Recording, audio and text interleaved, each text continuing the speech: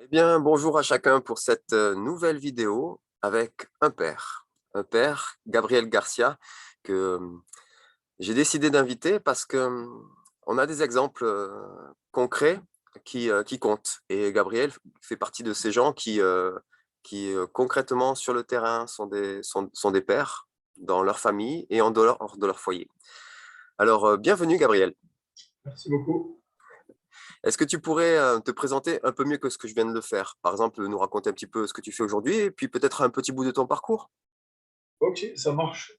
Aujourd'hui, je suis marié donc, avec Naomi. On a trois enfants, un grand de 20 ans et deux petits qui ont 7 et 3 ans. Et on est content voilà, d'avoir ces enfants et de passer des bons moments en famille. Actuellement, je suis comment dire, je suis responsable d'une école de rugby sur Genève. Et puis en même temps, je suis aussi dans une équipe pastorale aussi sur Genève également, et puis aussi des cours en théologie sur Yverdon. Donc voilà, c'est un planning bien rempli. Super. Alors, on va rentrer directement dans le sujet, en fait. On est là pour parler de la parentalité, des pères. Est-ce que pour commencer, tu voudrais bien nous parler de ta relation avec tes pères à toi, tes parents naturels, mais aussi peut-être ceux qui t'ont accompagné dans ta marche tout au long de ton parcours? Ouais. Et écoute, moi c'est vrai que j'ai eu un cadeau, un privilège d'avoir des super parents qui m'ont donné une éducation chrétienne. Et je pense que c'est chouette d'avoir, et puis c'est un privilège d'avoir des parents qui sont là en fait pour nous. Et malheureusement, tout le monde n'a pas ce cadeau-là. Et ils ont toujours pris du temps, même si ils étaient bien affairés au niveau du travail, et puis un peu de la pression qu'on a au niveau de la société, c'est pas toujours simple. Mais je me rappelle souvent que mon père, il prenait du temps avec nous quand il revenait du travail, il faisait nos devoirs. Et puis mon père, c'était pas seulement aussi notre papa, c'était un peu le papa du quartier aussi. Hmm. C'est vrai que le garage, c'était un peu le centre. En fait, on vivait dans un quartier HLM, quartier un peu, voilà, un peu social, un peu difficile. Et on avait la chance d'avoir une maison et d'avoir un petit garage. Et dans ce garage, en fait, c'était un peu le refuge de tous les jeunes du quartier qui venaient pour faire réparer leur vélo avec mon père qui les aidait volontiers. C'est vrai que c'était chouette de voir aussi que mon père, voilà, il avait du temps pour nous, du temps aussi pour les autres enfants du quartier. Et je pense en fait que j'admire le côté de mon père parce que mon père, il a su nous donner ce que lui-même n'a pas reçu. Mhm. Mon père était très occupé, c'était un homme d'affaires, un directeur d'entreprise.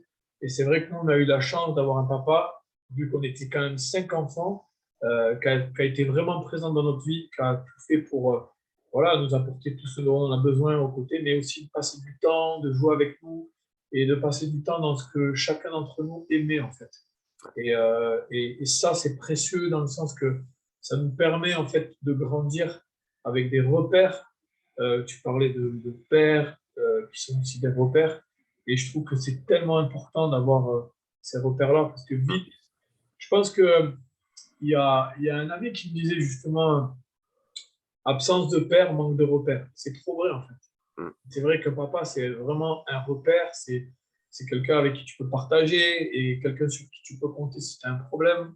Un papa qui est présent, avec qui tu peux jouer, avec qui tu peux partager, qui t'écoute. Et mon père, lui, il a une grande force, c'est son encouragement.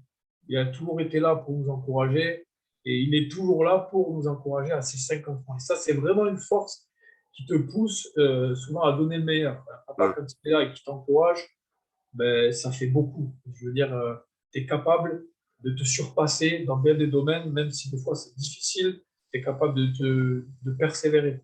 Et ça, c'est vraiment un cadeau que j'ai eu. Et puis, on a eu une maman qui était vraiment complémentaire, qui était présente à la maison. Alors voilà, on n'a jamais été aisé. On est dans une famille voilà, très, très, très modeste. Et, mais on avait aussi une maman qui était là, qui s'occupait de nous, qui nous a apporté des valeurs aussi. Et ce que j'ai beaucoup apprécié de voir, c'est que mes parents, en fait, ils ont été un exemple pratique de ce qu'est vivre la Bible, en fait. La mise en pratique de la parole, c'est pas souvent facile à enseigner en tant que parent à leurs enfants, mais mes parents, ils ont été vraiment un exemple. Quand je vois toutes les personnes qu'ils ont accueillies à la maison, pour te dire, on avait ouais, 5 chambres. Et nous, on était 7. Et pendant 3 mois, ils ont accueilli une famille où ils étaient 5. Donc pendant 3 mois, tu vois, c'était. Et ils avaient toujours ce cœur le dimanche, après l'église, ils avaient l'habitude d'accueillir des gens à la maison à manger. Ils ont accueilli des étudiants. Et malgré qu'on soit là, mais on a eu cette culture de recevoir, de savoir accueillir. Et justement, ce côté où, dans la parole qui dit accueillez-vous les uns les autres, aimez-vous les uns les autres, ben, on l'a vécu au quotidien. Et ils ont vraiment été un exemple là-dessus.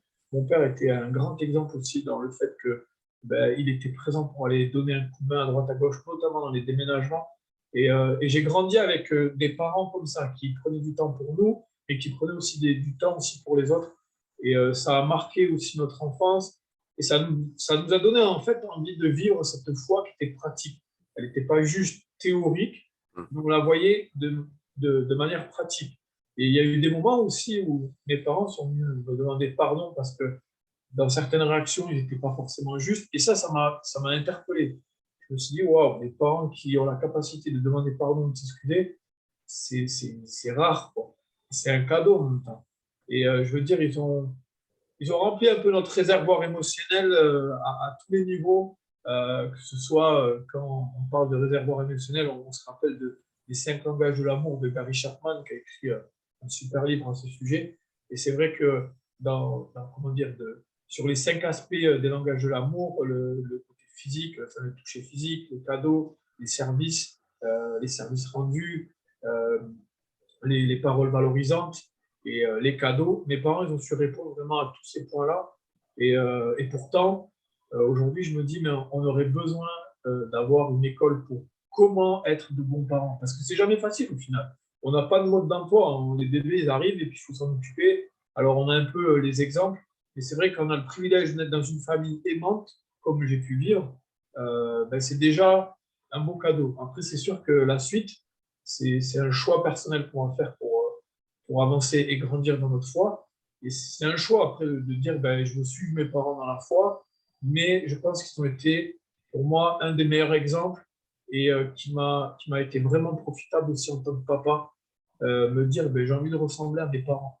Parce qu'au final, c'est vrai que quand tu as des exemples, tu as envie de reproduire la même chose. Malheureusement, des fois, on a des mauvais exemples et on va reproduire la mauvaise chose. Là, moi, j'ai eu le privilège d'avoir un bon exemple et j'essaie de reproduire au mieux le meilleur exemple. Alors, c'est sûr que c'est pas évident tous les jours, on apprend, mais c'est sûr que ben, d'avoir Dieu à nos côtés, d'avoir aussi des amis qui nous aident, ça, c'est vraiment une force. Alors, c'est vrai que tu disais aussi j'ai eu le privilège aussi d'avoir des super coachs. Alors, on peut dire mentor, grand frère, mais c'est vrai qu'à l'âge de 15 ans, j'ai envie aussi voilà, de pouvoir partager aussi avec d'autres personnes. Alors, j'ai commencé avec mon oncle qui s'appelle Yves. Et j'ai aimé ces temps où je pouvais partager et parler un peu d'autres choses un peu plus intimes. Et après, mon père, il est revenu un peu plus tard, où, après la vingtaine, où j'ai eu vraiment de super temps de partage. Mon père aussi a été aussi pour moi un coach qui a été là et avec qui je parlais à cœur ouvert. Mais après, j'en ai eu 3 autres. Donc, j'ai eu euh, pour commencer, j'ai eu Gérard Sablérol, qui était un ancien instructeur commando dans l'armée de terre. Et c'était un peu dans mon tempérament aussi d'avoir cette personne-là avec qui j'ai pu partager. C'était quelqu'un qui faisait partie de l'église. Donc moi, voilà, j'ai grandi dans l'église, l'Assemblée chrétienne de Toulouse. Et puis lui, j'ai rencontré là. Et puis on a eu des super moments où il a toujours aussi été un gars qui savait m'écouter, me donner de bons conseils, m'encourager et surtout prier pour moi. Et c'était vraiment chouette de pouvoir avoir ces temps où on se rencontrait, ou après, quand j'étais plus éloigné, d'avoir des temps au téléphone. Et c'était vraiment un cadeau. Et je suis vraiment reconnaissant aussi envers Dieu d'avoir eu ces personnes qui m'ont aidé. Et je crois aussi qu'il faut vouloir aussi se dire, je veux avoir des personnes en qui je suis redevable. Je veux avoir des personnes qui sont prêtes à m'écouter, qui vont m'encourager, me donner des conseils et aussi me confronter. Parce que si je ne suis pas confronté dans ma vie, ben, au final, je ne vais pas grandir. Et au final, ben, je ne suis pas remis en question parce que j'ai beau être dans la foi, je suis une personne imparfaite et pécheresse. Et puis, on a besoin d'être remis un peu de temps en temps, d'être secoué. Et ensuite, après, j'ai eu Arnaud Davray, qui est lui, alors lui, qui est plus posé, qui est un médecin ostéopathe. Et c'est, vu que je suis dans le sport, ben, Ça a été aussi mon ostéo personnel. Et lui, pareil, et je suis vraiment reconnaissant de l'avoir eu quand j'étais en région parisienne. On est toujours en contact. Et c'est vrai que c'est des personnes ben, voilà, à qui tu peux tout partager et à qui ils peuvent te poser les moindres questions de ta vie et qui ne seront jamais dérangeantes. Et ça fait du bien d'être bousculé. Lui, à certains moments, il m'a bien bousculé aussi dans ma vie, j'en avais bien besoin. Et c'est top. Et puis après, j'ai eu Jean-Luc Besson, qui était un ancien responsable de Jeunes et sans mission pendant 18 ans. Et lui, c'est un passionné, c'est un évangéliste. Et on a un peu aussi, pareil, la même fibre. Et aujourd'hui, toutes ces personnes-là, c'est vraiment des amis. Et en même temps, pour moi, c'est des cadeaux que Dieu m'a fait sur ma route, que j'ai choisi personnellement pour être des personnes qui m'accompagnent et qui me boostent aussi dans ma vie chrétienne. Donc, voilà, je peux dire que j'ai été vraiment bien entouré. Et, mais voilà, il faut toujours se dire, il faut savoir bien s'entourer. Parce que si tu veux réussir ta vie, dans toutes les manières, il faut dire, OK, est-ce que je vais prendre des bonnes influences qui vont me pousser vers le haut ou est-ce que je vais m'attacher à des personnes qui vont me pousser vers le bas? Et c'est vrai que je me suis dit, ben moi, j'ai besoin de personnes qui vont me pousser vers le haut, notamment dans ma foi, mais aussi dans ma vie de tous les jours. Et je peux dire aujourd'hui que j'ai fait les bons choix au niveau des personnes. Et je pense aussi que Dieu peut aussi nous donner un discernement pour choisir les bonnes personnes. Génial. Merci pour tout et pour cet honneur que tu démontres envers ces personnes qui comptent pour toi. Bon, tu l'as évoqué rapidement. On a entendu Toulouse, on a entendu Paris, on a entendu Genève. Et pendant tout ce petit parcours, bon, tu étais dans le milieu sportif, tu es devenu éducateur. Maintenant, aujourd'hui, tu es directeur, mais tu es toujours éducateur sur le terrain. Et du fait de ce travail d'éducateur sur toutes ces années, quels sont les différents manques de la part des pères que tu as pu voir chez les enfants et les jeunes que tu as côtoyés? Alors souvent, ce que j'ai pu remarquer, je prends un exemple quand je commençais en région parisienne. Je travaillais dans une école et puis j'aidais les institutrices, j'étais aide éducateur. Et il y avait des petits de 3 ans que je voyais arriver à l'école et dès l'ouverture du périscolaire. C'est vrai que l'école a commencé à 8h30 et dès 7h, ils étaient là. Ensuite, ils faisaient toute la scolarité le matin. Après, ils mangeaient à la cantine. Ensuite, ils reprenaient la scolarité l'après-midi. Et ensuite, de nouveau au périscolaire jusqu'à 19h. Donc, ça faisait des enfants qui étaient déjà réglés, comme nous adultes, à faire 10-11 heures de travail non-stop. Et ces petits-là, ils avaient juste 3 ans. Hmm. Et je me suis dit, mais j'étais dans des états juste à l'âge de 3 ans. Je me suis dit, mais jamais moi je vivrais ça en tant que père. De me dire de mettre mes enfants, alors peut-être oui, il y en a certains, ils n'ont pas forcément la possibilité, mais de réfléchir à se dire, ben ok, c'est sûr que c'est pas évident, des fois, tout ce qui est économique, de trouver du travail, mais je me suis dit, je veux pas vivre ça avec mes enfants, j'ai pas vécu ça avec mes parents. Mes parents, ils étaient là. Périscolaire, j'ai jamais connu ça. Et c'est vrai que les accueils périscolaires, aujourd'hui, même encore, il y a des crèches et on est content, les crèches sont surplombées. Mais le souci, c'est que quand on voit les jeunes aujourd'hui, ben, c'est quel est le temps que nous prenons avec nos enfants. Alors, OK, il fait 7h à 19h, mais est-ce que le week-end, on passe du temps avec nos enfants? Est-ce que le soir, on va prendre du temps pour juste raconter une histoire, prier avec nos enfants, jouer un petit peu? Et moi, je suis toujours interpellé chaque jour en me disant, mais est-ce que j'ai eu mon temps avec mes enfants? Est-ce que juste j'ai eu le temps de lire une histoire, de jouer? Je veux dire, encore aujourd'hui, ben voilà, j'ai 43 ans, ben, je vais jouer à trap-trap, je vais jouer à cache-cache, et j'aime faire ça avec mes enfants. J'aime m'asseoir et faire les Lego ou les Playmobil. Par exemple, encore hier, avant de coucher mes enfants, on s'est assis sur le lit, les deux, puis on racontait une histoire ensemble. Et une histoire, ben, voilà, quelconque. Et puis après, on prend toujours une histoire biblique et puis essayer de comprendre ben, qu'est-ce qui ressort de cette histoire biblique, comment je peux le mettre en pratique. Et puis après, on prie ensemble. Et après, je passe dans leur chambre, je leur fais un câlin, je leur fais un bisou, je leur dis que je les aime. Et ça, ces petits moments-là, ils sont tellement précieux. Et je vois tellement de jeunes aujourd'hui, parce que c'est vrai que pendant un temps et encore aujourd'hui, je m'occupe des jeunes. Et c'est vrai que je me dis, mais c'est ça qui manque souvent. C'est des jeunes qui n'ont pas de temps avec leur papa parce que les papas sont occupés à autre chose. Alors c'est vrai que avec l'expérience que j'ai eue, j'ai travaillé avec des personnes très très riches qui avaient les nounous pour s'occuper des enfants. Et j'ai travaillé avec des jeunes qui étaient avec des revenus très modestes et qui avaient les écrans pour les accompagner. Et je me dis, autant l'un à l'extrême, il n'est pas bon, autant l'autre, il n'est pas bon non plus. Il faut vraiment trouver un équilibre dans tout et se dire, mais Ok, moi par exemple, mes enfants, ils ont le droit de regarder un dessin animé le vendredi soir et le samedi soir. Le vendredi soir, c'est vraiment soirée famille, on fait des frites, on fait des pizzas, on prend le plateau, on fait un plateau télé, mais c'est juste là et vraiment c'est le dessin animé qu'on choisit. On aime choisir des dessins animés par exemple de valeur et ces moments-là, ils sont clés aussi avec les enfants parce que c'est un moment où on se pose, on regarde, on rigole sur un truc ça, c'est un des moments clés.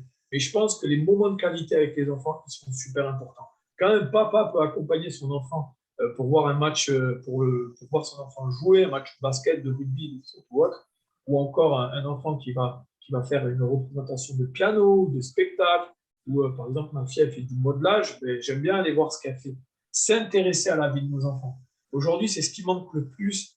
Par exemple, moi, je fais une fois par mois avec les enfants au rugby, je fais un rugby famille. Et l'idée du rugby famille, c'est le samedi matin de 10h à 11h30. On fait des petits jeux autour du ballon ovale, et puis après, on fait du tir à la corde, et ensuite, on fait un match parents-coach contre les enfants. Et l'idée, c'est vraiment de réunir les familles, déjà pour qu'elles puissent se connaître, mais aussi que les parents puissent passer un moment de qualité avec leurs enfants. Et je dirais que c'est ça qui manque. Parce que durant le moment de qualité avec les enfants, tu peux échanger. Qu'est-ce qui s'est passé? Par exemple, quand je vais chercher mes enfants à l'école, je dis, bah alors, qu'est-ce que tu as fait ce matin? Et puis l'enfant commence à raconter sa journée, et puis toi, tu l'écoutes, et tu lui montres de l'intérêt, tu lui montres que tu es précieux pour moi, et que je t'aime au final. Et les enfants, ils ont besoin de cette écoute, ils ont besoin du temps que tu peux passer, ils ont besoin que tu les encourages. L'encouragement aussi est beaucoup absent chez les enfants. Quand on voit ben voilà, des enfants qui sont soit dénigrés à l'école et qui ne sont pas encouragés dans leur foyer par leurs parents, notamment dans leurs points forts, ben, ça joue beaucoup dans le développement de l'enfant. Et c'est des fois des lacunes qui vont se manifester plus tard. Et tu vas voir des jeunes qui vont se retrouver, ben voilà, qui ne vont pas être en la capacité d'encourager, mais notamment de dénigrer en permanence, parce qu'eux-mêmes n'ont pas été encouragés, voire beaucoup plus dénigrés à la maison. Et moi, je dirais que si aujourd'hui, en tant que parent, on peut encourager les parents à être des parents qui encouragent, qui boostent, en fait, comme un coach, les parents devraient être des coachs pour notre on dirait que nos enfants, c'est une petite équipe à manager. Et tu es là, tu es sur le terrain, vas-y, va marquer, je suis avec toi, courage. Et puis quand il en peut plus, tu lui dis, allez, je suis avec toi, t'inquiète pas, tu vas y arriver, on va les booster. Et c'est une image parce que je suis dans le sport, mais pour moi, c'est tellement important d'être là. Par exemple, moi, je dirais, je suis pas le meilleur pour faire les devoirs. Donc, c'est ma femme qui s'occupe des devoirs. En fait, on partage les tâches.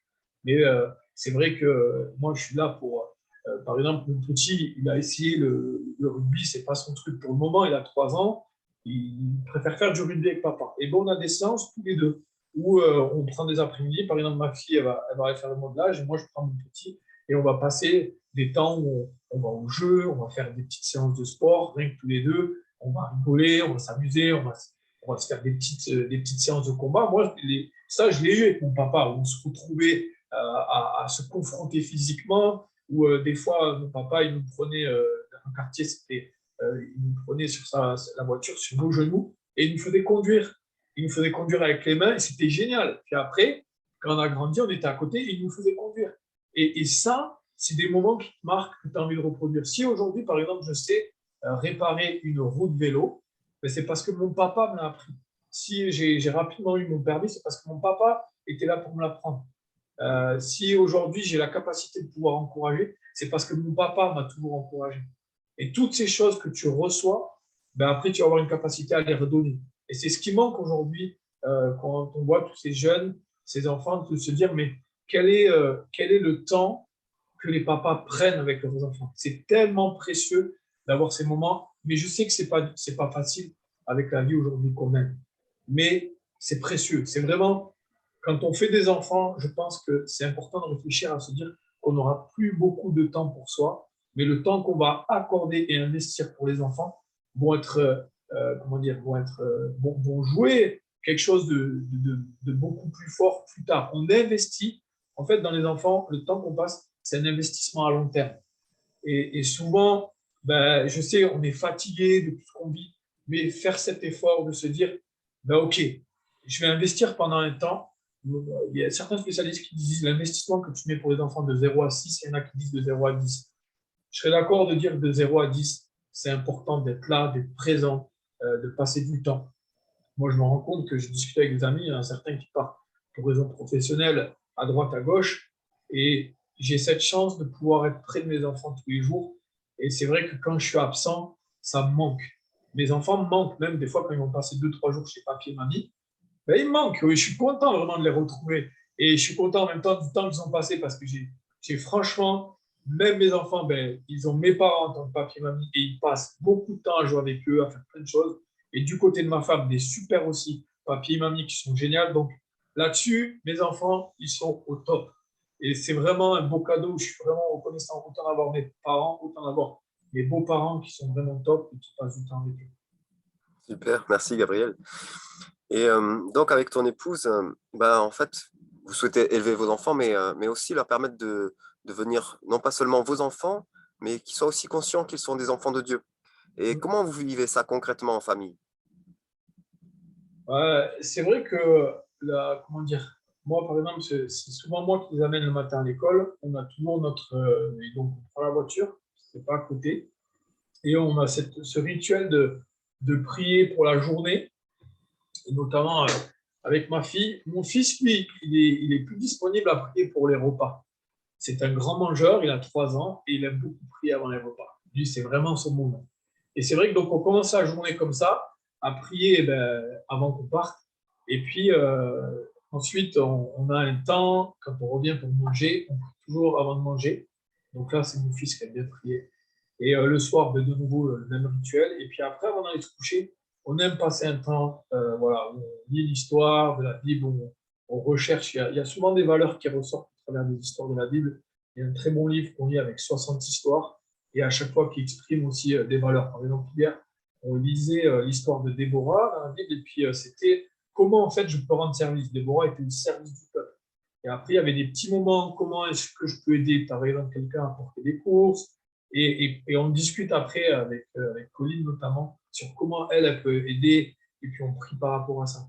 Et puis après, c'est vrai que ma femme, elle, de manière spontanée, sur des urgences ou quoi, elle invite souvent les enfants, ben, on va prier pour ça, si ça ne va pas, on va prier pour tel et tel sujet. Et ma fille, en fait, c'est devenu tellement un rituel qu'elle a l'habitude à n'importe qui de proposer la prière. Il y a des exemples incroyables où justement la dernière fois on était sur le parking chez mes beaux-parents, puis mon grand il partait avec ses copains, puis la voiture ne démarrait pas, ils n'arrivaient pas à la démarrer, donc on a regardé un peu au niveau du moteur, puis Colline elle voyait que tiens on ne trouvait pas la solution, et puis elle dit ah ben on n'a qu'à prier, et puis elle se met comme ça de ses hauts de 7 ans dans la voiture, la fenêtre est ouverte, et elle commence à prier. Et incroyablement, juste après sa prière, on a trouvé le problème. Le jeune s'est rappelé en fait qu'il s'était baigné avec les clés de la voiture, il a séché les clés, et puis c'est reparti. Et en fait, elle, au niveau de ses prières, elle voit des exaucements. Et elle aime prier. Le matin, si c'est moi qui oublie, elle me rappelle toujours. Ensuite, on a vraiment cette habitude de toujours ben, comment dire, d'aller à l'église. Ils ont leur groupe respectif au niveau des enfants. Et ça, pour eux, c'est important. Et si moi, il m'est arrivé des fois d'être fatigué, dire ben, on va pas aller à l'église, ben, alors Pauline tout de suite elle va dire non, non, il faut aller à l'église, et elle aime aller à l'église. Et c'est vraiment dans ces moments-là qu'on leur apprend. Après, c'est vrai qu'on a beaucoup de discussions. Et puis Pauline va raconter un peu sa vie, puis on va la faire réfléchir, lui dire mais est-ce que par exemple ton attitude à ce moment-là, elle était juste est-ce que tu penses? Donc, on l'a amené à réfléchir aussi sur son attitude. Et c'est vrai que nous, autant on aime investir, passer du temps dans les jeux et toujours rappeler les valeurs. Et puis aussi, ben, les proverbes nous racontent enfin, nous montrent aussi que c'est important aussi qu'il y ait la correction. Et c'est vrai que là, derrière, je ne sais pas si tu vois, il y a un panneau de couleurs qu'on a trouvé génial à l'école et qu'on a repris à la maison. Et c'est vraiment un chouette. C'est un tableau qui permet aussi dans ton attitude de te monter dans ton comportement. Et plus tu montes dans ton comportement, plus en fait tu peux avoir des petites récompenses. Alors les bonbons, les chocolats et tout ça. Et nous, on les pousse à monter et puis des fois, ils ont des grosses récompenses pour leur remercier de leur attitude. On aime bien aussi comment dire, depuis tout petit, on les a comment dire, appris à l'importance, par exemple, quand tu sors un jouet, tu ranges après. Quand tu vas chez quelqu'un, c'est important de toujours dire bonjour, merci, au revoir. Ce sont vraiment des petites valeurs, je dirais, qui sont importantes à mettre en pratique. Par exemple, au niveau du service, je prends mes enfants, ils vont m'aider à sortir les affaires du caddie et les mettre sur je me rappelle plus comment ça s'appelle, Tapis, c'est à la caisse, il y a le pas de tapis, roulant.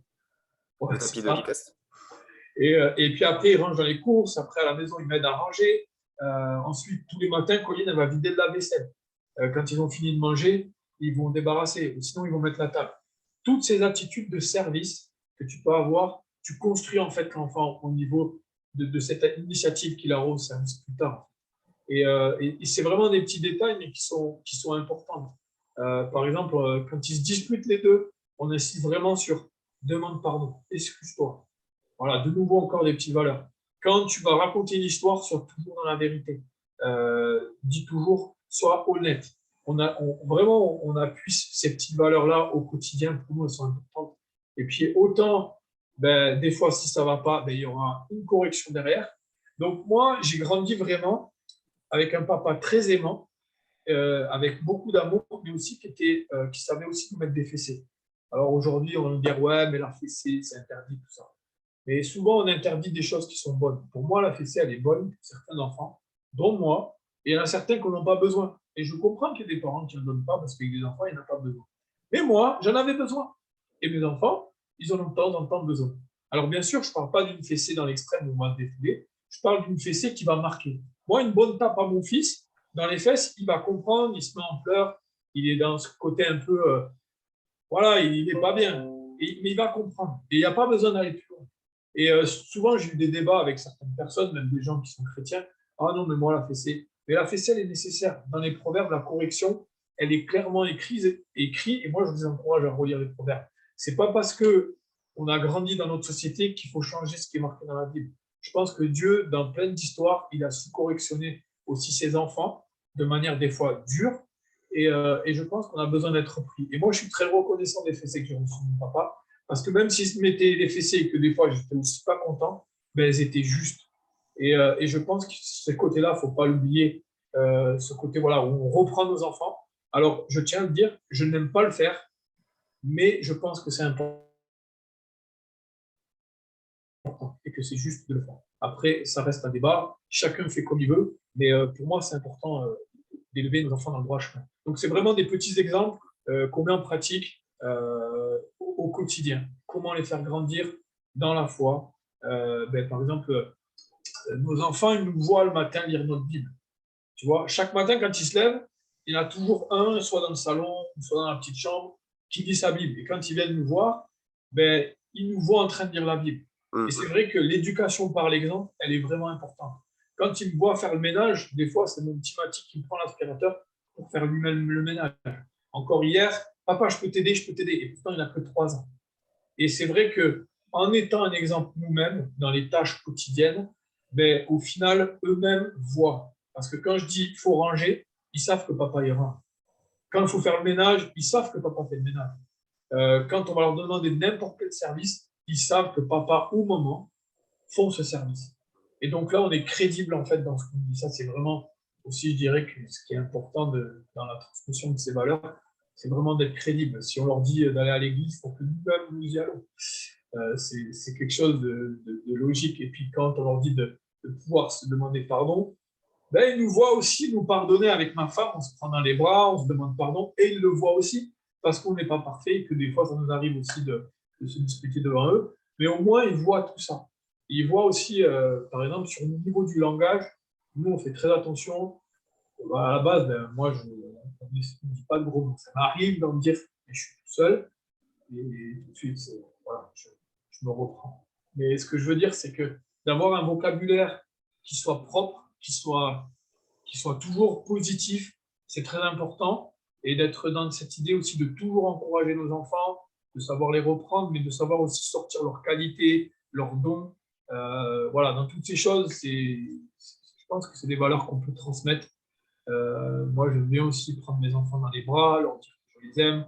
Tous les soirs, je les prends et je leur dis que je les aime. Quand je vois ma fille qui est en pleurs, ben voilà, ensemble, on la prend, soit ma femme, soit elle, et puis on la rassure, on la réconforte. Je pense aussi que ces valeurs-là, elles marquent dans tous ces aspects qu'on peut communiquer l'amour aux enfants, quoi. Merci pour tout ça. Mais dis-moi, Gabriel, tu dois en croiser souvent, toi, des jeunes qui sont en manque de père, alors s'attachent à toi ou aux autres éducateurs qui travaillent avec toi. Comment faire alors pour ne pas prendre la place de leurs vrais parents, tout en ne les abandonnant pas, tout en ne les abandonnant pas, nous, à notre tour? C'est vrai, oui, que malheureusement, j'en pense beaucoup. Et puis, le but, c'est pareil, c'est vraiment de les encourager, enfin, de les écouter dans ce qu'ils vivent au quotidien, de pouvoir les encourager, de pouvoir aussi à des moments les confronter. Et c'est vrai que ces jeunes-là, moi, je remets toujours leur papa au milieu du centre et leur dire, parce que des fois, certains ont des mots qui ne sont pas forcément, oui, mon père, il s'en fout, mon père, il n'est pas là, mon père ne s'occupe pas de moi, mais toujours leur dire, mais n'oublie pas quand même que tu as ce papa qui est là, et que même si tu ne vis pas tout ce que tu cherches, ben, il est quand même là, et toi, essaye de quand même l'apprécier dans ce qu'il est. Et c'est vrai que tu les encourages à faire quelque chose à leur père que eux-mêmes ne reçoivent pas. C'est hyper dur comme exercice. Hein. Mais toujours replacer le papa au centre même des fois voilà, de leur dire quand même que n'oublie pas d'encourager ton papa ou de dire des mots positifs. N'oublie pas de pouvoir prier pour ton papa. Parce que ton papa, il peut changer à tout moment. Peut-être que dans cette situation-là, il est comme ça. Parce que lui-même a reçu ça dans son éducation et c'est pas facile. Et tu leur demandes aussi d'avoir de la compréhension aussi pour eux, et tout en les accompagnant et en restant toujours positif par rapport à leur papa. Alors, c'est pas toujours simple, hein, parce que des fois, quand on entend ce qu'ils te racontent sur leur père, ben, honnêtement, moi, je vais te parler sans filtre. Tu aimerais bien aller choper le papa, le secouer un petit peu Hmm. et lui dire, bon, maintenant, c'est le temps que tu prennes ton rôle de père à cœur. Alors, moi, je ne peux pas toujours voir les pères, mais il y a certains pères, oui, que je me suis permis de reprendre et de leur dire maintenant, il est temps que vous preniez du temps avec vos enfants. Avec vos enfants. Et puis après, euh, c'est vrai qu'avec le rugby, c'est chouette parce que tu fais une activité où les parents sont présents et des fois, les parents ils viennent se confier, puis tu peux leur donner aussi des idées, tu peux leur montrer aussi que c'est important. Ou des fois, en discutant, les parents vont réaliser eux-mêmes, ah mais tiens, je pourrais faire ça avec mes parents. Des fois, tu as juste besoin de les écouter parler et toi-même, pas forcément les confronter directement, mais donner des petits conseils pour voir ce qu'ils vivent là et dire, ah ouais, ben tiens, c'est pas mal en fait, je pourrais faire ça avec mes enfants.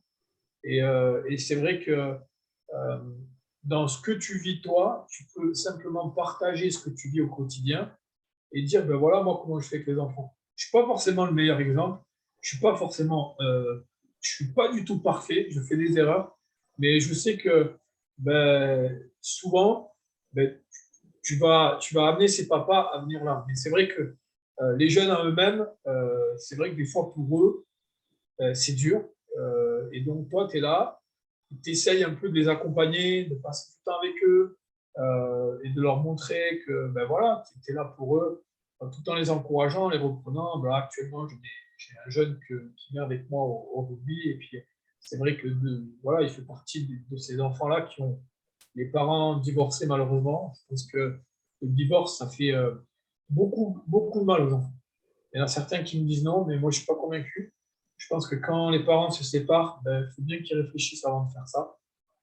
Je sais que c'est jamais facile, hein, mais que s'ils peuvent éviter, qu'ils évitent, parce que les enfants sont beaucoup marqués par ces situations et puis ça a des conséquences des fois très dramatiques. Et, euh, et je sais que ça arrive aussi beaucoup dans les couples aussi chrétiens. Et je pense que je dirais qu'avant d'arriver à là, c'est important de trouver des personnes avec qui ils peuvent se faire accompagner et peut-être trouver des alternatives ou des solutions pour pas que ça n'arrive là. Et les enfants souffrent beaucoup. Et souvent, la souffrance, elle est cachée, mais à un moment donné, elle explose. Et là, ça peut faire très mal. Hmm. Et j'ai eu pas mal de situations comme ça où j'ai été confronté, puisqu'à un moment donné, j'ai travaillé avec une association où je venais dans des situations de conflit entre les adolescents et leurs parents. Puis je faisais un peu comme Pascal le grand frère à l'émission. Et franchement, c'est pas simple parce que souvent, les parents, en fait, ils pensent que nous, on peut amener une solution toute simple, mais au final, c'est à eux de changer, c'est à eux de trouver des solutions. C'est comme, voilà, je suis coach aussi sportif.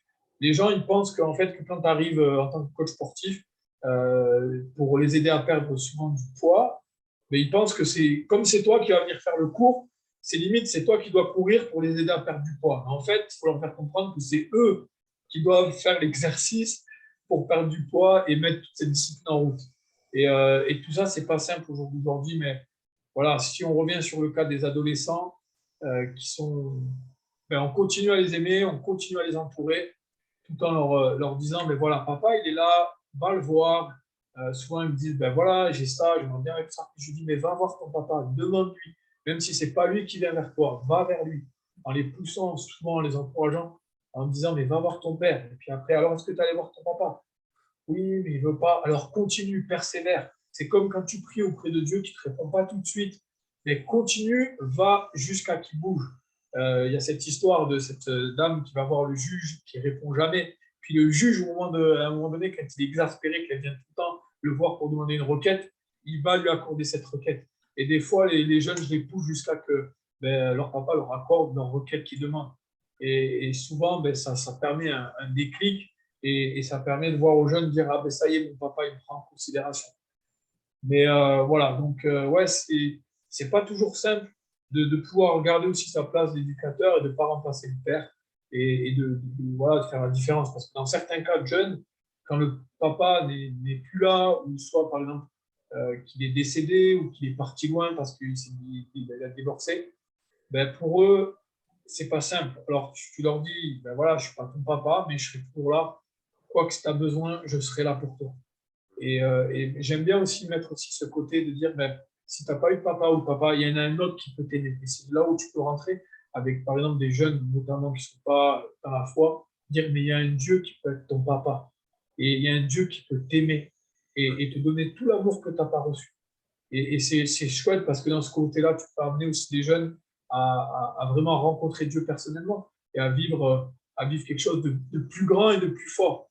Et, euh, et donc, c'est vraiment des super moments d'occasion de partage aussi de ta foi au travers de ces moments-là. Et c'est des fois des beaux temps vécus avec ces jeunes. Bien. On arrive bientôt à la fin de cet entretien. Mais avant de nous quitter, Gabriel, qu'est-ce que tu aimerais dire pour terminer à tous ces papas qui nous écoutent et qui nous regardent et qui ne se sentent pas à la hauteur? Ben, je dirais que moi, le premier, je me sens pas des fois à la hauteur. Et je pense que on arrive sur une fonction où il n'y a pas vraiment de mode d'emploi, où on n'a pas fait une école, on n'a pas été formé.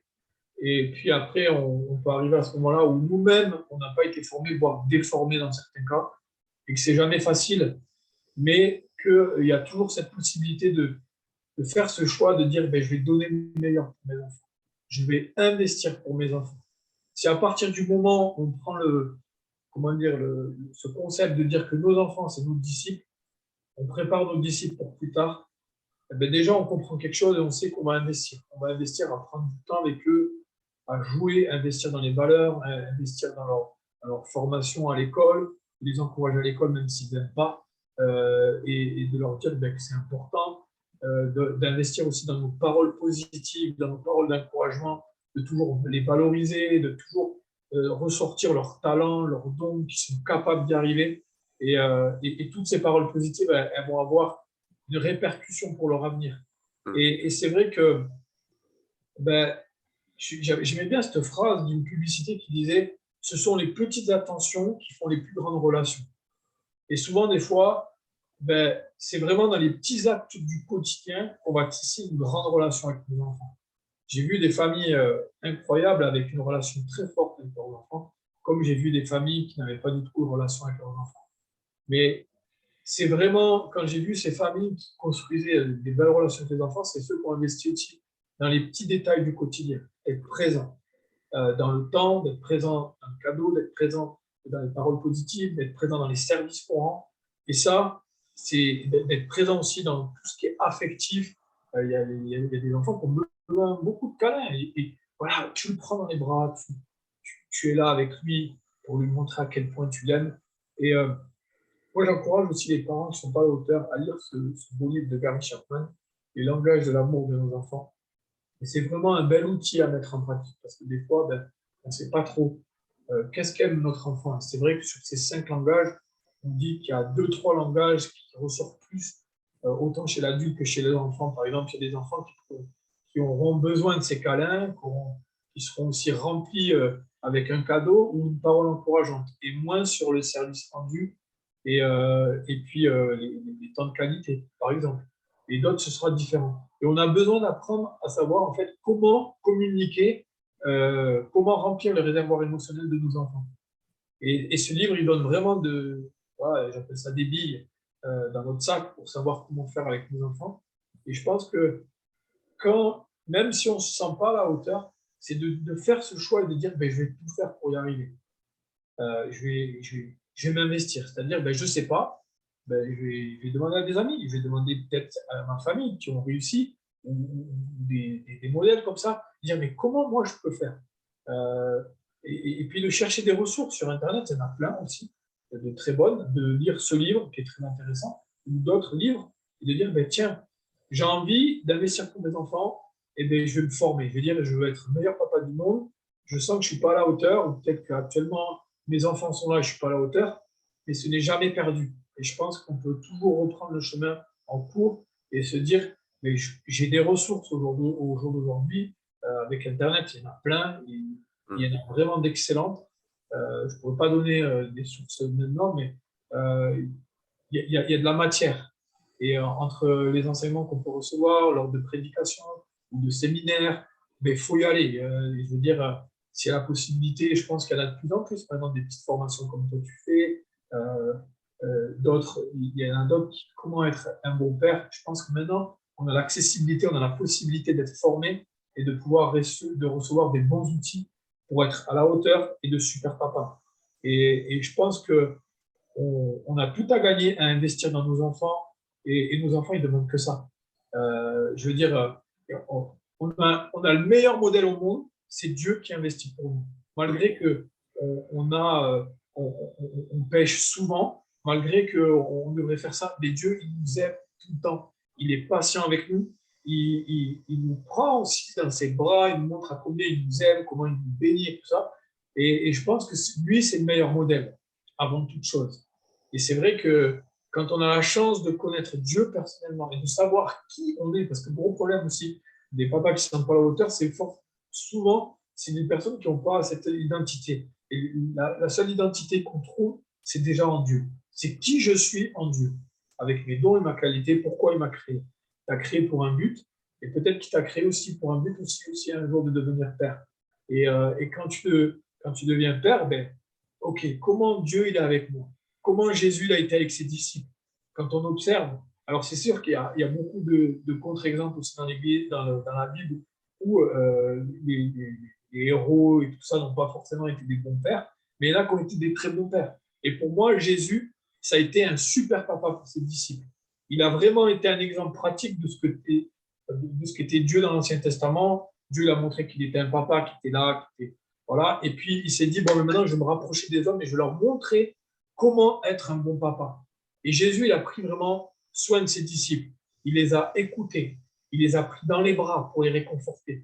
Il a passé du temps à les former. Alors, il ne les formait pas juste avec sa bouche, mais il les formait de manière pratique. Alors, combien de fois, dans combien d'exemples, on voit que Jésus a aimé les gens quand il a apporté la guérison, quand il prenait soin d'eux. Voilà. Et je me dis, mais en fait, Jésus, ça a été un papa pour ses disciples. Et je pense que quand tu lis la Bible, tu peux comprendre, il y a aussi des outils, te dire, ben ouais, Jésus, voilà. Et Jésus, à un moment donné, il a repris ses disciples quand il a repris Pierre, mais ça a été un papa qui confronte aussi. Et il le faisait par amour pour nous et dire attention. Et je pense que la Bible, c'est aussi un livre qui donne les meilleurs exemples aussi pour être un bon papa. Et il donne les meilleurs conseils. Et celui qui le lit, il va être rempli. Celui qui va chercher à avoir une relation quotidienne avec Dieu et à lire sa parole tous les jours, et lui-même va recevoir. Moi, je prends un exemple tout bête. Ben, souvent, même je dirais tout le temps, je demande à Dieu de m'inspirer. Que ce soit pour mon travail, que ce soit pour mes enfants. Seigneur, donne-moi des idées. Là, je suis à court d'idées. Donne-moi des idées. Inspire-moi. Et quand on a cette relation avec Dieu et qu'on lui demande, ben, moi, j'en reçois tout le temps. Et j'ai des nouvelles idées. Ah ouais, et mon imagination, elle est tout le temps. Et c'est ça qu'il faut chercher. C'est d'abord dans ma relation intime avec mon papa du ciel. Donne-moi d'être un bon papa. Donne-moi de pouvoir aimer mes enfants comme toi, tu les aimes, de les voir comme tu les aimes. Donne-moi d'avoir un regard. Et je pense que ça fait toute la différence. Et de dire, ben voilà, je vais être un papa qui est passionné par Dieu, mais aussi qui est passionné par ses enfants, d'avoir ces temps où je joue avec eux. C'est magnifique. Je te donne un exemple. Dans les parcs à jeux, ben, je joue avec eux. Je me mets dans les toboggans, l'escalade, et souvent, je suis un des seuls papas à le faire. Mais c'est chouette de voir aussi d'autres papas le faire. Il n'y en a pas beaucoup. Mais un papa qui joue dans le parc à jeux, à trappe-trappe, qui saute, qui escalade et tout ça. Alors, c'est sûr que j'ai un avantage d'être sportif. Mais il n'y a pas besoin d'être sportif pour jouer dans les places de jeu. Mais moi, je me régale. Et je pense que moi, j'aimerais vous encourager en tant que papa à vous régaler quand vous jouez avec vos enfants, à rire avec vos enfants, à passer des moments où même s'il y a des gens qui vous regardent, moi, quand je suis avec mes enfants, tous les autres autour, ils existent. Ils ne comptent plus. C'est mes enfants et je suis avec eux. Et même si je suis un grand enfant, je veux rester un grand enfant pour continuer à être à la hauteur de mes enfants et de les aimer et de leur montrer aussi que Dieu les aime. Bon, merci Gabriel pour tous ces encouragements. Pour ceux qui seraient intéressés par le livre de Gary Chapman sur les langages de l'amour des enfants, ben, je mettrai en description le lien vers l'endroit où vous pourrez l'acheter et vous le procurer. Et puis, ben, je vous remercie d'être resté jusque-là, d'avoir écouté ce que Gabriel avait à nous transmettre aujourd'hui et ce que nous avions besoin d'entendre. Et puis, je vous dis à très bientôt pour la suite de cette série avec des pères et des repères. Et si jamais, sur ma chaîne YouTube, Oui, euh, en fait, on m'avait challengé en me disant, mais toi, de toute façon, voilà, tu étais branché très sport et puis tu pourras plus le faire quand tu auras des enfants. Et en fait, j'ai montré une vidéo pour leur montrer qu'il s'était trompé parce qu'on peut toujours continuer à faire du sport avec ses enfants. Et du coup, ça devient un temps de qualité avec ses enfants. Donc, si jamais il y en a qui sont intéressés de voir cette vidéo, ben, notamment pour les papas qui vont devenir pères et voilà, qui ont envie de continuer peut-être à faire une activité physique, tout est possible. et je mettrai cette vidéo en lien dans la description Super. également. Merci beaucoup à chacun, merci Gabriel, et puis à Merci très à toi. bientôt. Ciao. Ciao.